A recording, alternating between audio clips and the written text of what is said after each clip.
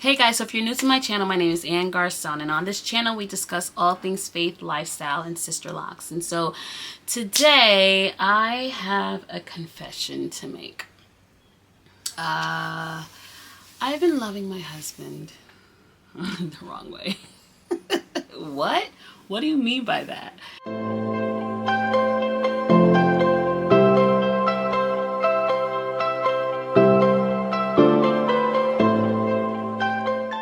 Yeah, what do I mean by that? Okay. Are you familiar with the book The Five Love Languages by Gary Chapman? I'm sure you are.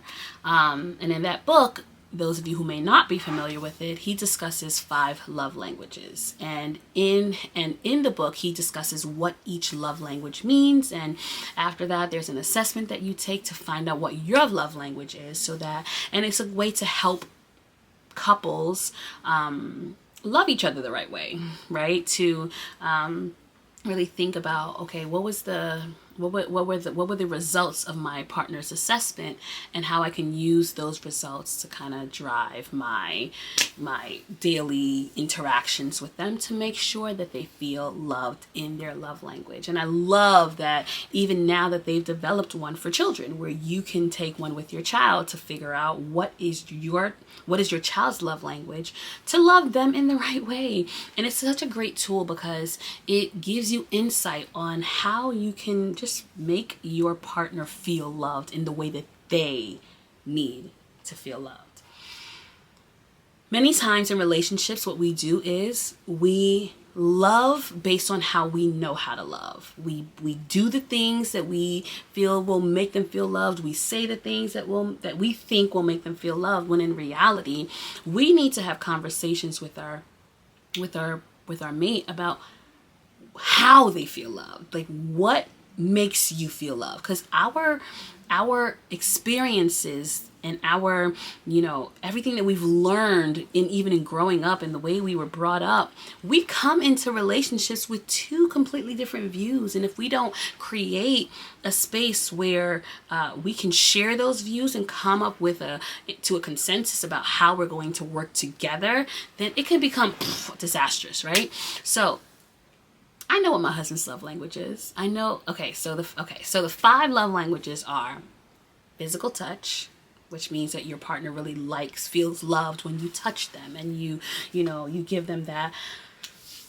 Touch is their love language. Number 2 is acts of service. And acts of service is where, they feel loved when you do things for them. If you make them food, or if you rub their feet, things, right? What acts of service. The next one is quality time. They feel loved if you spend a lot of time with them, right? Despite how you create time to spend with them. Another one is words of affirmation. Words of affirmation is where they feel loved when you tell them words to affirm them. If you say, I love you, or you're beautiful, this and that, right? Finally, it's gifts. They feel loved when you buy them things. And it is what it is. Your love language is what your love language is. But when you find out what your love language is, and you find out what your partner's love language is, it's important that you begin to speak that language. I have been speaking my language to my husband. I'm the words of affirmation girl. I need you to affirm me with your words. Tell me I'm beautiful. Tell me the food I made was good. Tell me that you love me. Tell me that outfit that I have on is nice. That's just my love language. So but it's crazy because I've been even kind of like moving into the physical touch arena. I just want you to touch me now. But what I've noticed is that that's how I'm loving my husband.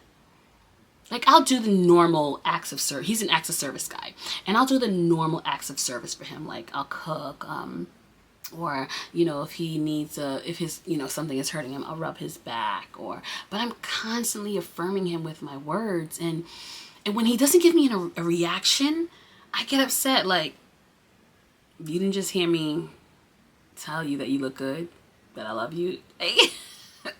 No, like he'll say thank you, but the reaction that I would get if he did it for me is different from his reaction. So I get a little offended sometimes. I'm like, well, hold up. I think God just kind of slapped in my face like, you're loving him wrong. Like, I just caught myself because I can't expect me from him. I can't expect my reaction to come out of him, right? I'm loving him with my love language when his love language is acts of service, and he just wants me to do things. And I know when I do things for him, like extra stuff, like he's very appreciative. So why am I loving him with my language? Why am I constant? And it's not to say that you shouldn't love him that way, but his primary love language is what you need to cater to. His primary love language is what I need to cater to. And I got a reality check real quick. So that's what I mean when I say that I've been loving my husband the wrong way. I've been loving him through my language. And this is a PSA for everyone out there. Take that quiz. It really helps. It really does. Take that quiz and find out how your mate needs to be loved. And do those things. Not what you feel is going to make them feel loved, because it's not what you feel, it's what they want. It's what they need. And whatever need they have, it's our job to provide it. That's what this is all about, right? I'm here to make you better. You're here to make me better. And whatever I can do to do that for you, I'm going to do it. And so I hope that this encourages you to stop expecting you from your mate. Love them in their love language and see how things go. I'll be back to let you know how it has changed, because I'm going to be more intentional about doing it the way he needs it. And we'll see how that goes. This is kind of like a work in progress. Thank you for watching. I hope this helped you. I'm still reflecting. Yeah. Don't forget to like, comment, and subscribe, and share with someone if you feel like this can help them. And I will see you in the next video. Don't forget, there's only one you, so be the best you that you can be. Bye.